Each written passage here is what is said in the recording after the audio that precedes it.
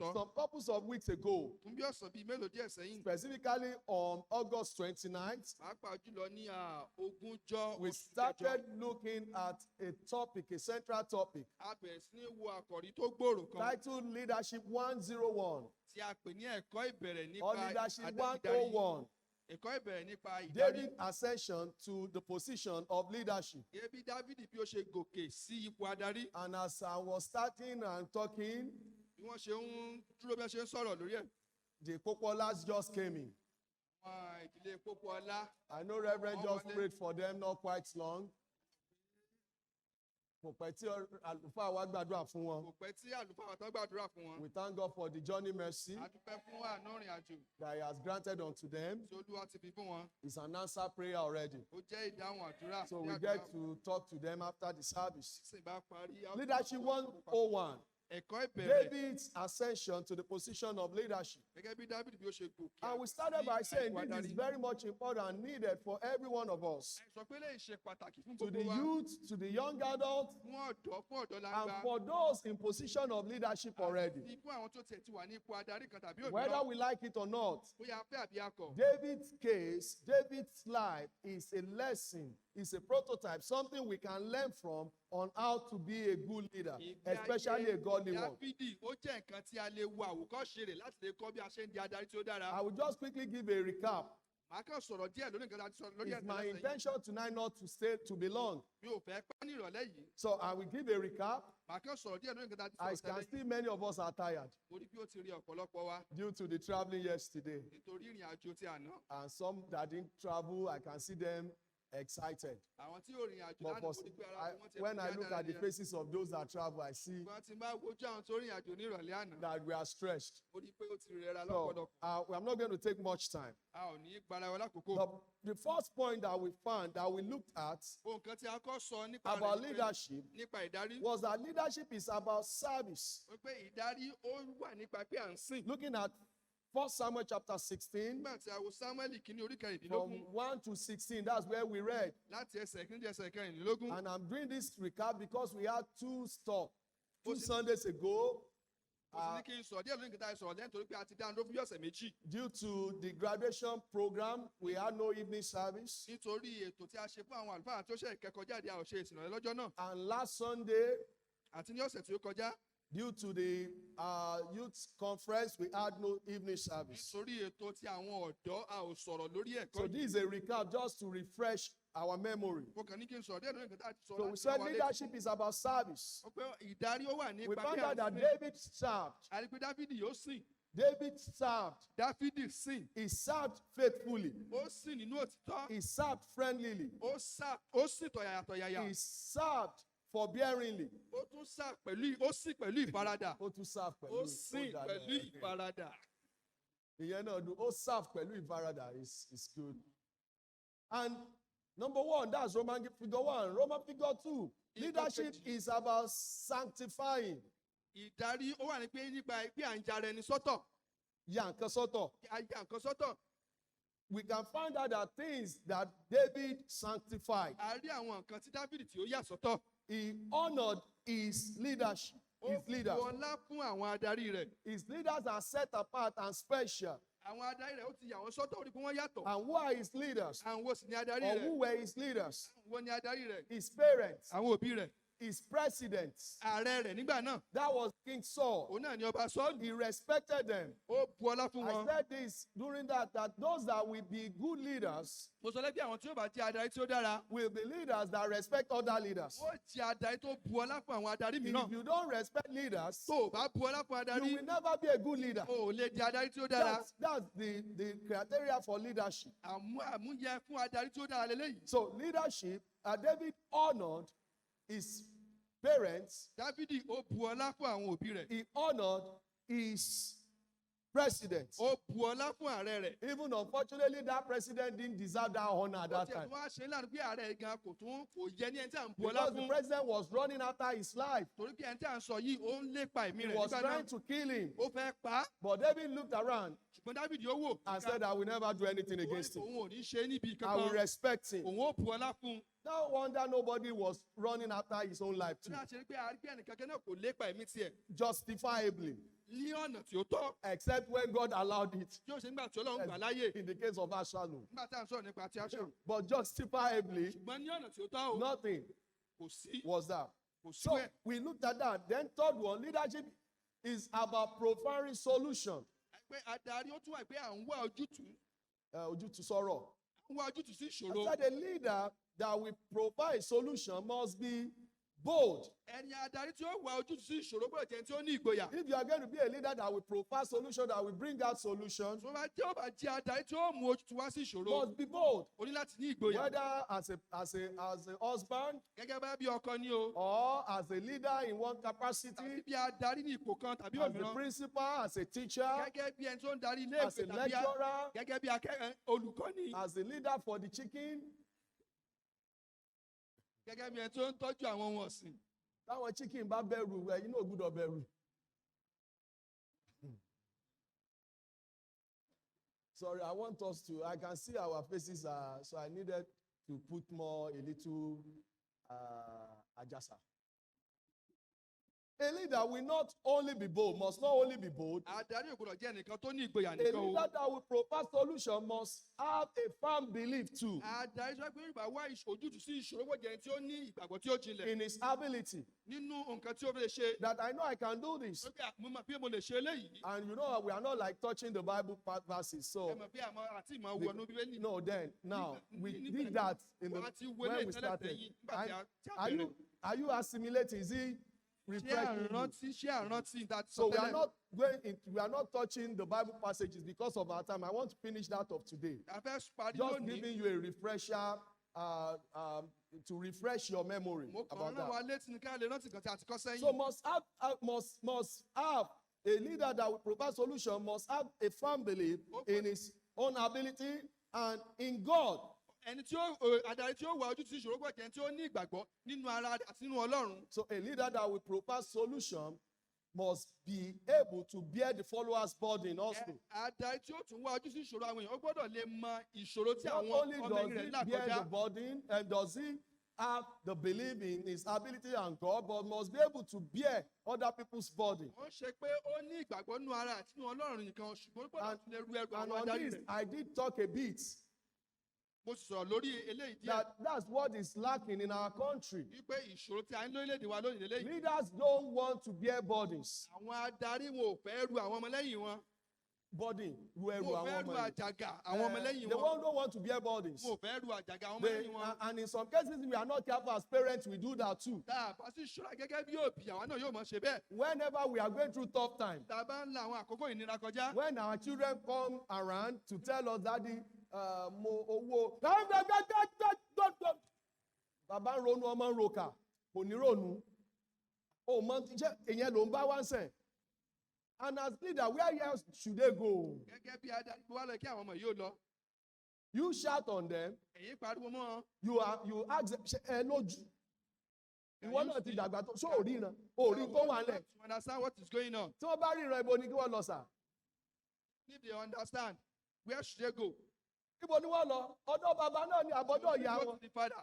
But most of the time, as leaders, we don't want to bear burdens. Wọ́n lọ́pọ̀lọpọ̀ gbà gẹ́gẹ́ bí adarí àfẹ́ ru àjàgà àwọn àjàgà David yìí. bore those burdens. Wọ́n David darí pé ó ru àwọn àjàgà He yìí. could see that there was lack of leadership in Saul. A rí i pé ó rí i pé kò sí àmúyẹ adarí inú sọ́ọ̀bù ọba. Goliath shouted, Saul and the soldiers fled, Gòláyátì ó halẹ̀ mọ́ wọn sọ́ọ̀lù ọba àti àwọn jagunjagun wọn sá. and he stepped in. Òun wá wá He síbẹ̀. talked about the situation and said, hey, this guy cannot defy our holy God. This guy cannot defy the soldiers of the Lord. Ó wá ní pé ọkùnrin yìí Someone must go there and bear the burden kò lè sọ̀rọ̀ di sí àwọn ọmọ ogun Ísírẹ́lì ẹnìkan láti lọ bẹ̀ láti dojúkọ. and lift all this fear from the heart of my followers, of these followers. Ó wá gbé ẹrù yìí, ó gbé àjàgà yìí kúrò ní ọkàn àyà àwọn ọmọlẹ́yìn rẹ̀. He fought the battle. Ó jà ogun yìí, He won the battle ó sì borí ogun náà for Israel, for God. fún Ísírẹ́lì. So leadership is about bearing burden bearing. Adarí ó jẹ́ ẹni pé ó ń ru àjàgà àwọn ọmọlẹ́yìn We rẹ̀. don't have much of that. Àríkẹ́ in our country. eléyìí yóò wọ́pọ̀ lórílẹ̀‐èdè wa lónìí. We don't have much of that in our lives. Àrí eléyìí yóò wọ́pọ̀ nínú ayé wa I lónìí. remember while growing up, Mo rántí pé nígbà tí mò ń dàgbà. most of the time when we want to claim I'm older than you, it's always in the area of meat mo rántí cutting. pé ńgbà tá a bá fẹ́ jẹ̀yà pé èmi mo jù ọ́ lọ mọ̀ pé ńgbà tá a bá fẹ́ pín ẹni náà wọ́n sábà ṣe léyìí. I'm older than you, I'm supposed to take a èmi big meat. lẹ̀gbọ́n rẹ̀ mi lẹ́ kí n mẹ́ran tó tóbi jù. But when it comes to job, ṣùgbọ́n tó bá di ibi iṣẹ́. we tell our mommy I'm older than you, is you do the big job, the plenty of the job, the most. Ẹ dá mi lọ àbí bẹ́ẹ̀ kọ́ mo ni. ní kó ṣiṣẹ́ tó pọ̀. Ẹni tó kéré la wọ́n ní kó ṣiṣẹ́ tó tó pọ̀. torí mo jù ú lọ.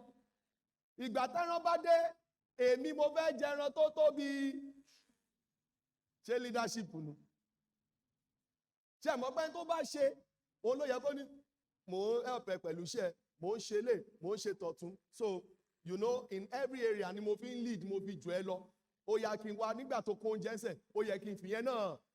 But most of the time, irọ́, ọ̀pọ̀lọpọ̀ ìgbà kò rí bẹ́ẹ̀. I'm not going to do that. mi ò ní ṣe léyìí o. I want to sit and I want to say, ẹgbẹ́ ẹni mi, I'm your brother. ẹran tó tóbi màá mú. I will eat the bigger meat. And it's that way in most families. bó ṣe máa ń ṣe rí inú ọ̀pọ̀lọpọ̀ If we ìdílé are not eléyìí. careful, we only be leaders by mouth tí a bá ṣọ́ra á kàn ní pé ajá darí nípa ẹnu lásán ni. and not by action. kò ń ṣe nípa ìṣe. So today, lónìí want to pick another qualities of a leader that we find in David. a tún fẹ́ wo àmúyẹ nípa adaríta inú dáfídì. And we are going to turn our Bibles to the book of 1 Samuel, àwọn bíbélì wa nínú ìwé sámúẹ́lì kínní chapter 18. orí kejìdínlógún. 1 Samuel chapter 18. sámúẹ́lì kínní orí We read kejìdínlógún. from verse 5 through 9. a ó kà láti ẹsẹ̀ ìkarùn títí ẹsẹ̀ If you have ìkẹsàn-án. found your place, let's rise up bá ti wà ń bẹ̀ dé lórí as ẹsẹ̀ we yìí read the word of God. bí a ṣe ń ka ọ̀rọ̀ ọlọ́run. The Bible says, and David went out whithersoever Saul sent him, and behaved himself wisely, and Saul set him over the men of war, and he was accepted in the sight of all the people, and also in the sight of Saul's servants.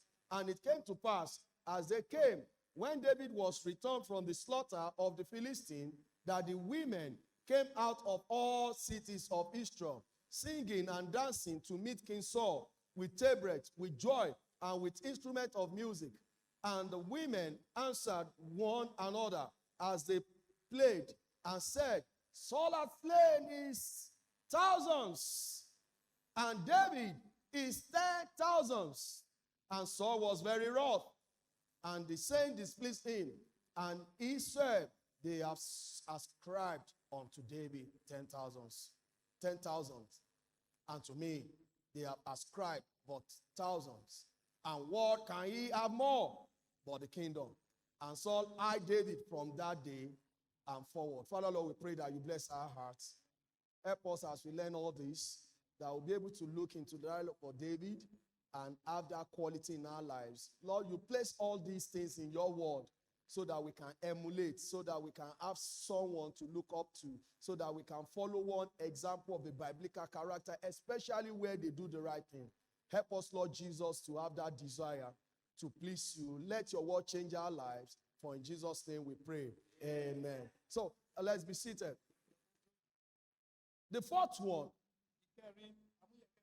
is leadership is about being careful about about people saying. ó ní pé adarí ó ní láti ṣọ́ra pẹ̀lú nǹkan tí àwọn ènìyàn máa ń sọ. It's about being careful about people's sayings. tó máa ṣọ́ra nípa nǹkan tí àwọn ènìyàn ń sọ.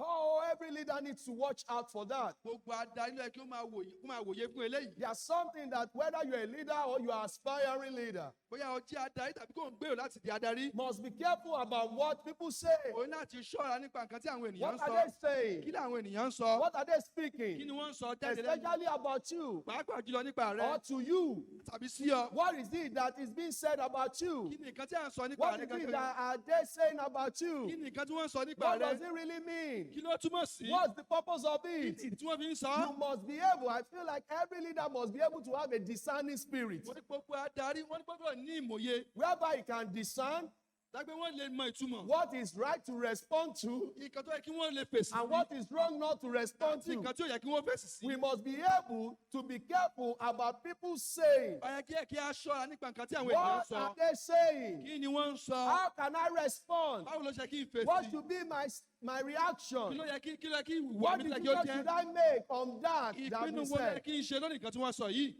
We see that quality about David this evening. a rí àmúyẹ yìí nípa David ní ìrọ̀lẹ́ yìí. It's very much important. ó ṣe pàtàkì. Most leaders ọ̀pọ̀lọpọ̀ adarí. or most aspiring leader tọ̀bí àpọ̀lọpọ̀ tó ń gbèrò láti di don't adarí. always have that discerning spirit. wọn kì í ní ìmòye yìí. If we are not careful, tẹ́ ẹ bá ṣọ́ra. that will be the ruin. eléyìí ni ó jẹ́ nǹkan tí ó yẹ pé yóò kó bá wa. When a leader doesn't have that discerning spirit, tí adarí tí ò bá ní ìmòye. a situation whereby you can discern between what is being said ipò lágbé láti mọ nǹkan ìtumọ̀ nǹkan tí àwọn ènìyàn ń sọ. and how to respond àti bó ṣe kí ó fèsì sí. and ways to respond, àti ọ̀nà láti fèsì sí. it will be a ruin. yóò jẹ́ nǹkan tí yóò kó bá. Àwọn bàbá òjò ẹ lè lọ́mọṣẹ́. Why is it echoing? It's echoing back. Ẹ lè lọ́mọṣẹ́ you can have an apprentice. tó jẹ́ wípé if you are not careful, àwọn tó bá sọ gan náà ni ó kó bá yẹn torí pé béèyàn ò bá mọ̀ béèyàn ṣe lè yan in tó yẹ kéèyàn yàn àti in tó sọ àti in tó yẹ kéèyàn respond. Èyàn ó kàn mọ act lórí based on whatever is being said. if you are not able to discern well what the apprentice is saying, you will not be able to act wise. In every area, ní gbogbo ọ̀nà. you know, teachers can testify to this. àwọn olùkọ́ wọn lè jẹ́rìí sí When I eléyìí. was in high school, in secondary school, nígbà tí mo wà nílé ẹ̀kọ́ gíga. there are a lot of things that students have made teachers to say, ọ̀pọ̀lọpọ̀ nǹkan ni àwọn akẹ́kọ̀ọ́ wọn ti mú olùkọ́ sọ. that make teachers to even do, tí wọ́n ti jẹ́ kí olùkọ́ kí ó tiẹ̀ tún ṣe gan. that eventually affected their work. tó jẹ́ pé ó kó bá iṣẹ́ wọn. Mr. Okay. Kéèyàn mọ tó jẹ́ pé tẹ́ bá ń teach lọ báyìí. Wọ́n lè mọ right on. Ọ̀gá tẹ̀síwájú. ẹ mọ àwọn ọ̀gá tẹ́ mọ́ ṣàpá. Ọ̀gá náà wàá mọ sọ tí òye ó sọ. Yóò mọ ṣe tí òye ó ṣe. and shall be doing Ṣé ẹ mọ ṣe bẹ́ẹ̀ fún wọn látẹ̀kì náà? Wọ́n wá máa ẹ máa èlù wọn ìwúrẹ́ ó náà mọ sọ bìrì ẹ̀yin ó mọ rẹ́rìn ó mọ in tó ń kó bá bọ̀. eventually that will ruin the teacher. In tó yẹ kó jẹ́ pé at a certain stage you should be able to say, is this the right thing to respond tó to? bá dé ipò kan yẹ kí a lè mọ̀ pé ṣé ó yẹ kí n fèsì sí nǹkan tí wọ́n ń sọ What yìí. we should be careful about what people are saying. ó yẹ kí a ṣọ́ra nípa nǹkan tí àwọn ènìyàn bá ń sọ. Leadership is about that. adarí ó wà nípa What don't eléyìí. just come to you and you take step on them. ọ̀rọ̀ kan ṣáà wá pẹ́pẹ́ iná kan gbé gbèsè lórí rẹ̀. What don't just come around and you say, hey, that's it. Let me just react to it as it's coming. ṣùgbọ́n ṣe pé ẹ kàn fèsì sí bí ọ̀rọ̀ bí ó ṣe ń jáde. It's about being careful and being discerning. ó ní pé láti jẹ́ pé a ṣọ́ra nípa nǹkan tí àwọn ènìyàn ń sọ. Leadership, an aspiring leader or a leader adarí tàbí ẹni tó fẹ́ di adarí. must be careful ó ní láti ṣọ́ra. about the praise of the people. wípé bí àwọn èèyàn bí wọ́n ṣe ń yìn bí wọ́n ṣe ń gbóríyìn The fún. praise of the ó people. ní láti ṣọ́ra bí àwọn èèyàn ṣe ń gbóríyìn fún. Look at that verse 6. ẹ jẹ́ kí a wo ẹsẹ̀ kẹfà. Verse 6, the Bible says, Bẹ́ẹ̀ni and it sọ came to wípé- pass, as they came, when David was returned from the slaughter of the Philistines, that the women came out of all the cities of Israel. I don't know what's the problem. Kí ló dé tó jẹ́ àwọn women nìkan ló jáde? Àwọn yòókù ti lọ jagun. Àwọn náà wọ́n máa ń yíyan jù.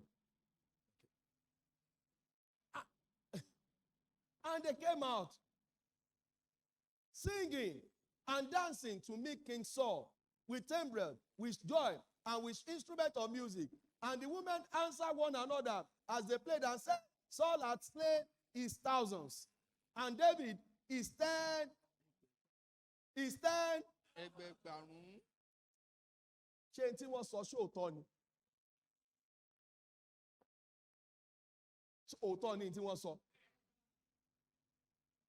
So, as we are supposed to be careful about people's praise, the praise of the people, we must be careful about the true praise. ó yẹ kí a ṣọ́ra nípa ìyìn tòótọ́. The true praise. ìyìn tòótọ́. A leader adarí that will be a good leader tí yóò jẹ́ adarí tí ó or dára. aspiring leader tàbí tó fẹ́ di adarí tí ó must dára. be careful about true ó ní praise. láti ṣọ́ra nípa ìyìn tòótọ́. I said the praise of the people, Mo sọ pé ìyìn àwọn èèyàn. but there's a praise that may be true. Ṣùgbọ́n àwọn èèyàn kí wọ́n tẹ́ kó lè jẹ́ Ṣé òótọ́. òótọ́ ló true? Ìgbà wo David pa 10,000?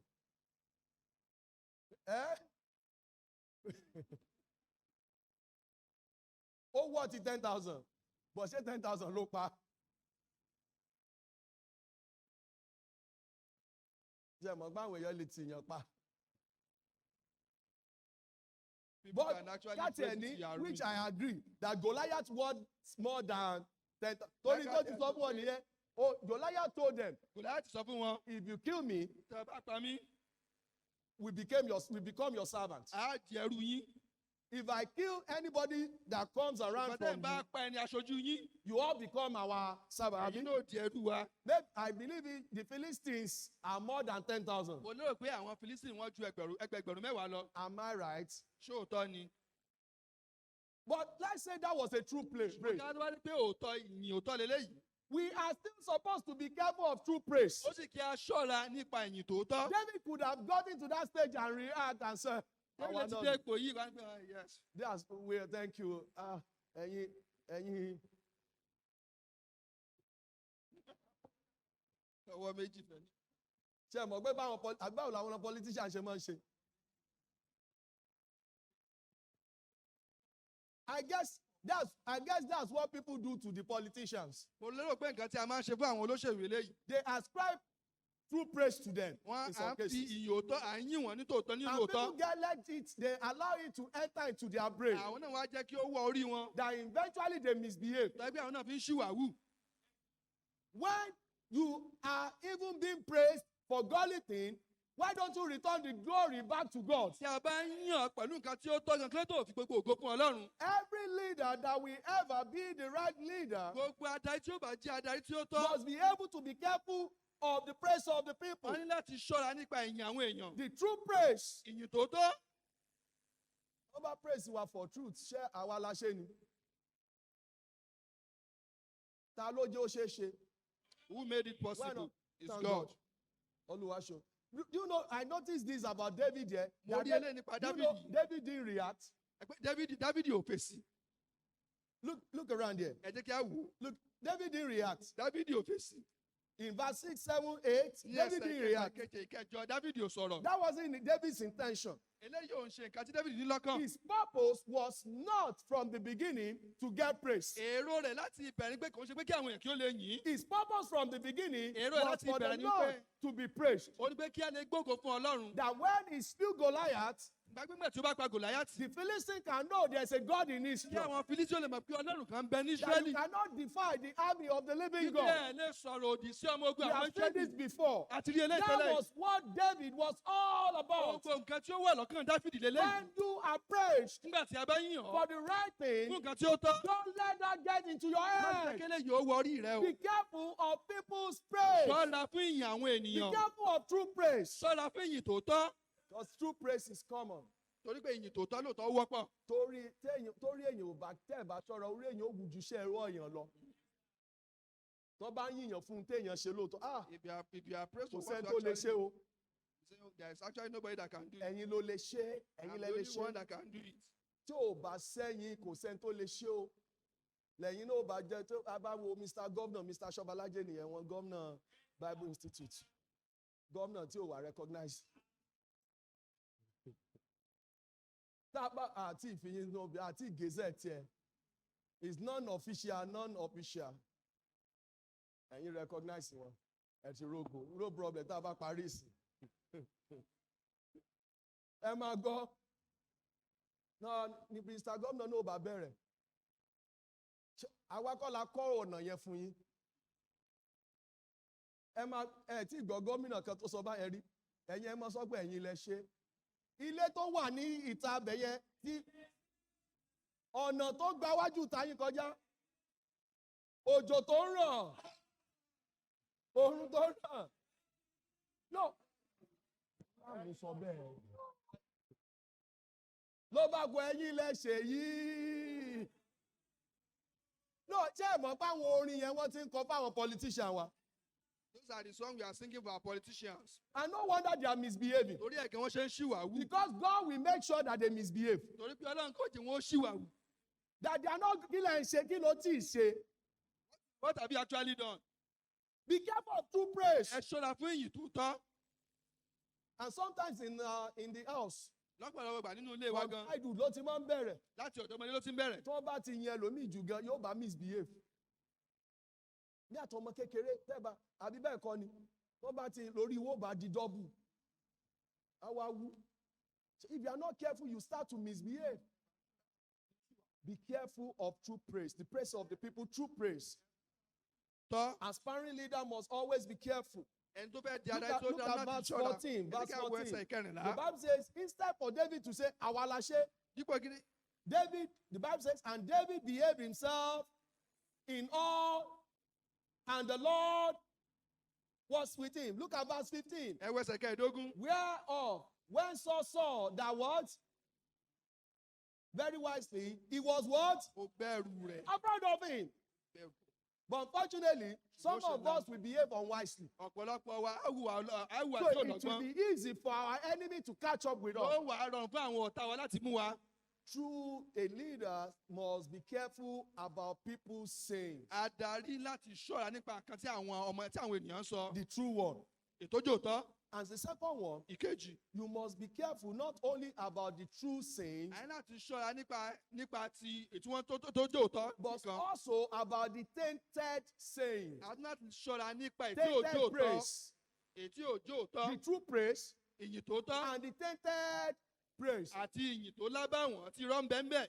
There are some that are true. Àwọn kan bẹ tí ó jò òótọ́. Tainted quickly simply means contaminated one. Èyí tó lábàwọ́n.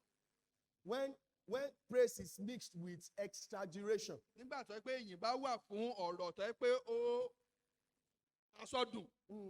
Ẹ̀yin lọ́ba, kò sẹ́ni tó dàbí yín. You are the king, there is no one like you. Ẹ tètè sọ pé kò sí Ọlọ́run lẹ́ ń kírun. Ta lè mí? You look at it and people, if you are not careful, they put David at that time when they said, hey, you are slave your 10,000. You know, Emento react to Binu.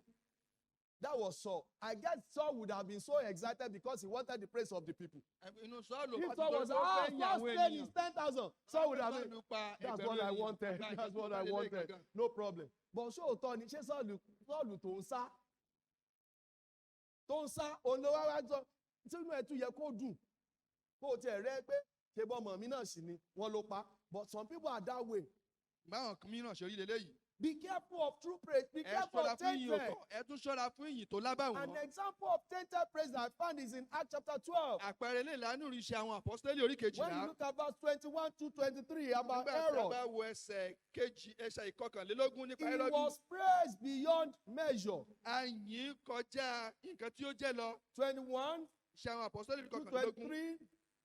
And the Bible says, kejìlá. and upon a set date, Herod, arrayed in royal apparel, sat upon his throne and made an oration unto them. And the people gave a shout, saying, it is the voice of a, and not of a man. And what happened? And immediately the angel of the Lord smote him, because he what? He gave not God the glory.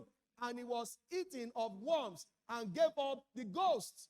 When you are not careful, Tá ò bá ṣọ́ra.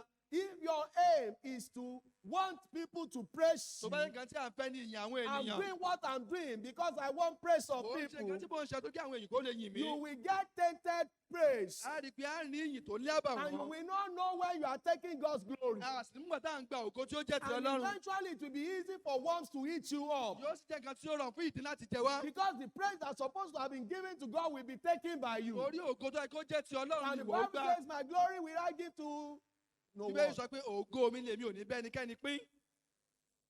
A good leader Adarí tí ó dára. must be careful about people's saying. Wọ́n láti ṣọ́ra nípa ìyìn àwọn ènìyàn. What people are saying, Kí ni táwọn ènìyàn ń the sọ? praise of the people, Ìyìn àwọn ènìyàn. the true Ìyìn praise, tí ó jẹ́ òótọ́ the tainted àti praise. ìyìn tí ó lábàwọ́n. You will identify both. Méjèèjì la ó dà mọ́. David got to know that. Dáfídì mọ eléyìí. The second one about the praise of the people, not only should a good leader be careful about the praise of the people, Òun ṣe pé kí adarí tí ó dára kí ó ṣọ́ra fún he nípa should ìyìn àwọn also be ènìyàn. careful about the pronouncement of the people. Ó yẹ kí ó tún ṣọ́ra fún nǹkan tí àwọn ènìyàn ń I sọ. found this out in the life of David. Mo rí eléyìí nínú ìgbésí ayé That Dáfídì. David was extra careful about people's Ìpè pronouncement. Dáfídì ó ṣọ́ra gidigidi pẹ̀lú nǹkan In tí àwọn ènìyàn ń several sọ. Bible passages, you see David saying, no, it can't be done this way. It should be done this way. But in this Ọ̀pọ̀lọpọ̀ ibi particular lára pé place, Dáfídì ó sọ pé báyìí ní ká ṣe báyìí in kẹ́ni ká má 1 ti ṣe. Samuel chapter 24, Ṣùgbọ́n nínú Sámúẹ́lì kìíní orí from verse kẹrìnlélógún 4 through 6, láti ẹsẹ̀ ìkẹrin títí ẹsẹ̀ ìkẹfà. look at that. The Bible says, and the men of David said unto him, this was when Saul was after his life. Nígbà tí Sọ́ọ̀lù tó ń lépa ẹ̀mí rẹ̀. And behold, the day of which the Lord said unto thee, behold, I will deliver thy enemy into thy hand, that thou mayest do to him as it shall seem good unto thee. Then David arose and cut off the skirt of Saul's robe privately. One thing that we learn about this is this. Nǹkan tí a kọ́ nínú eléyìí ni pé There was a pronouncement ọ̀rọ̀ kan jáde about from his follower, from David's follower. láti ẹnu àwọn tó ń tẹ̀lé lẹ́yìn. As we are careful about the sayings of people, Bí a ṣe ń ṣọ́ra nípa ọ̀rọ̀ àwọn ènìyàn. it's very much important for us to care about their praise. Ó yẹ kí a ṣọ́ra nípa ìyìn wọn. It's very much about to care about their pronouncement, Ó yẹ kí a to be tún ṣọ́ra careful nípa nǹkan tí about wọ́n it, sọ to be jáde. careful Kí a about their ṣọ́ra pronouncement. nípa nǹkan tí wọ́n ń sọ jáde. And David was, David sì ṣọ́ra. at this time, David was already after, Saul was after David. Ní àkókò yìí Sọ́ọ̀lù ó ti ń lépa ẹ̀mí David was Dáfídì. running from Saul. Dáfídì ó ń sá fún ẹ̀mí rẹ̀ And láti here ọ̀dọ̀ we Sọ́ọ̀lù. found Nígbà yẹn wọ́n rí wípé someone, or his people, his followers, a rí pé àwọn ọmọlẹ́yìn rẹ̀. telling me this is the time for you to kill. Wọ́n sọ àkókò ní fún ọ láti pa Sọ́ọ̀lù o. This is the time. Àkókò ní. This is the time. Àkókò ní. One thing I know when it comes to our followers' pronouncement, Nǹkan tí mo mọ̀ nígbà tí àwọn ọmọlẹ́yìn wọn bá ń sọ̀rọ̀. first thing you should do with their pronouncement is pay attention to their pronouncement. Nǹkan tí ó ṣe pàtàkì kí a kọ́ tẹ́tí sí nǹkan tí wọ́n ń sọ. Pay attention to the pronouncement of the people. Ká tẹ́tí sí nǹkan tí àwọn ọmọlẹ́yìn ń sọ. Verse 4, in that verse 4, Ẹsẹ̀ kínú ẹsẹ̀ kẹrin when ló they ti dàgbà. said, Nígbà tí wọ́n sọ wípé David, Dáfídì I'm paraphrasing, it is time. pé àkókò ní o. This is the time. Àkókò ní. Go. Lọ. Do you know David listened? Ǹjẹ́ pé Dáfídì gbọ́? Ó tẹ́tí. Is that true? Ṣé òótọ́ ni? Listen.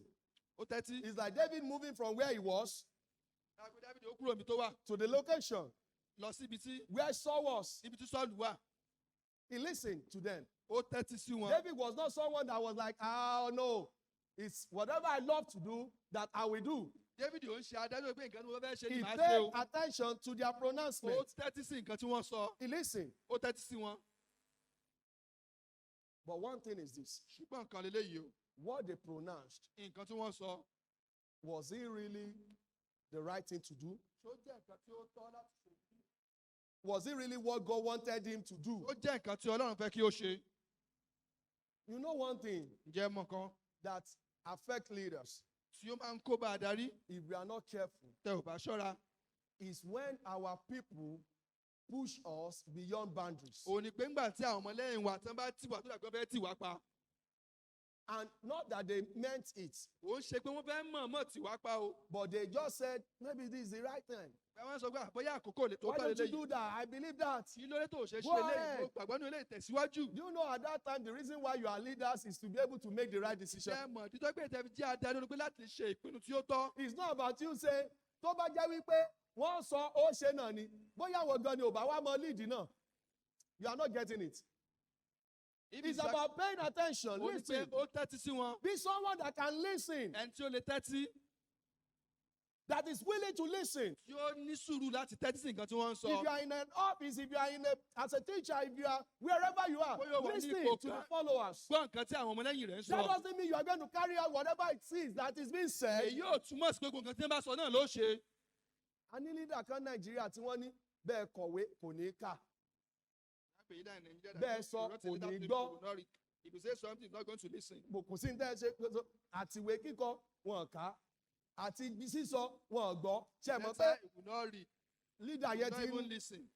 no wonder the country is where we are today. Torí ẹ̀ náà lórílẹ̀-èdè wa fi wà mí tó wà lónìí. Because the leader must be able to have a listening ear. Torí adarí gbọ́dọ̀ jẹ́ tí ó lè tẹ́tí. David listen. Dáfídì ó tẹ́tí sí àwọn ọmọ ẹ̀yìn rẹ̀.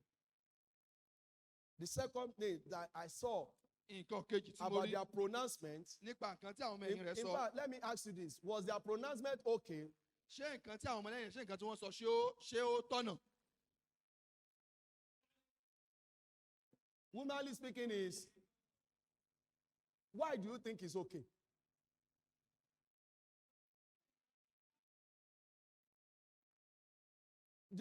David said him. But why don't you think this way? That it may be that they were tired of running. Could it have been selfish? Could it have been selfish? That ọ̀gá kan kó wa kiri à ń sáré kiri. Ẹ wọ ẹjẹ́ àpọ̀kùnrin. Ẹ̀yin náà kúlẹ̀ ìjọba ẹjẹ́ àpájáde kájẹ. Ọ̀gá àkókò náà tó. Ọ̀gá àkókò tó ni tá a pa. Ẹ wá mọ tó fọ́ ni.